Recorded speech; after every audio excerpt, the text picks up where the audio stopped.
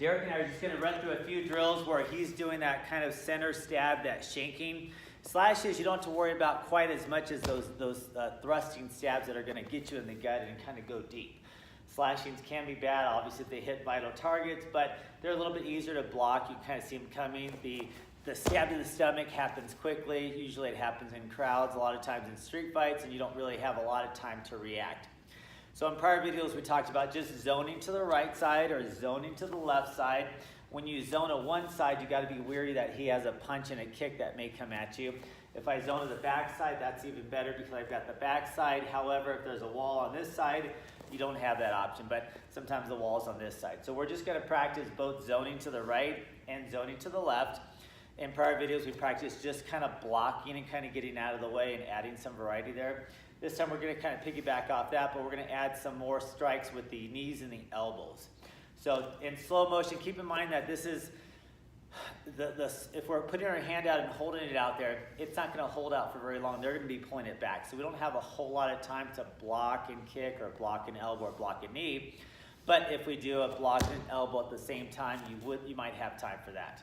So we're going to kind of go in slow motion. If I go here, there's an elbow and a block. There's an elbow and a block. There's an elbow and a block. There's an elbow and a block. So we're zoning away. If I do it on the other side, I move to the side. I can pull an elbow into here. He comes in. I can block, because that's the main thing. Hopefully come in and elbow the face. I can come in and go for the body, the rib area. I could even come in here and go low if I'm falling down, or he may have redirected me or I slipped off balance. So then he switches hands. I come to the outside or inside, and then, like I said, we're trying to do the same time. If I want to do an elbow, a pull push, I'll put my hand up and elbow in here. He comes in again, or I just might go to the face if I have range, or I might just use the elbow to push the hand out of the way, or I may go for the rib cage. I may even go to the low spot.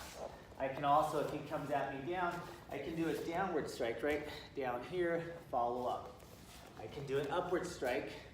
You can mix and match it there. Let's reset back to here, go ahead and put it in the opposite side. And now let's do the same idea with the knees. So he comes in, I'm here, can I knee? Maybe. If I'm here, can I knee? Maybe, right? I'm here, you got the back side under the rib cage. Can I go from this side? Sure.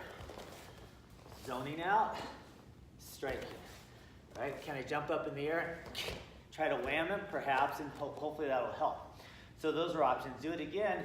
This time I can also grab his head, pull him into him here in the knee or the back, or I go on the inside, same idea. You have this, you have this, you have that. But you don't have a lot of time to do it because they're going to wield that knife back.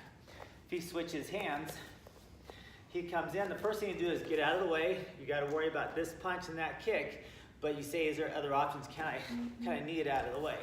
Can I knee it in here? Can I knee it in here?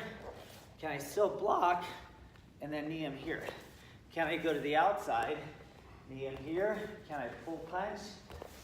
You know, just different options to play around with going from the inside out.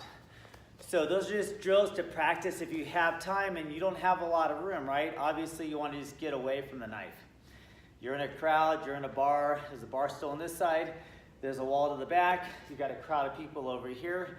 You only have that split second to react. And it's nice if I can secure it and I can grab the knife, but it's pretty difficult to do it in short notice. So just make sure if the target's coming toward your midsection, move to the right of that so the target passes, or if it comes here, you're moving to the other side. And then from there, we're just kind of saying, okay, what can I do? Can I just block and react? Can I block an elbow? Can I block a knee? And try to get that extra strike in there. Now they're going to keep stabbing you until you've done a disarm, so there's more to it than that. But on the diminished fighter, if he's tired, the more he strikes, the tireder or the slower he gets. So hopefully your stamina is building it up and you're getting little pegs of impact to his body to slow him down as well.